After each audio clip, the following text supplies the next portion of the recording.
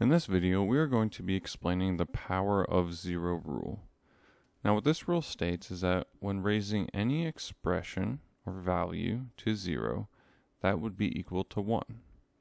And so x to the power of 0 is equal to 1.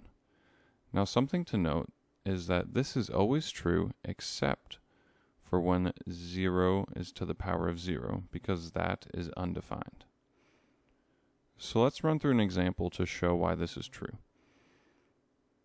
So if we had the number 1, that could be rewritten as 3 to the power of 2 over 3 to the power of 2.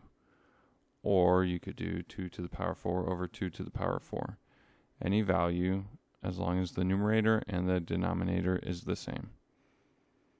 And so using our quotient rule, we can rewrite 3 to the power of 2 over 3 to the power of 2 as 3 to the power of 2 minus 2.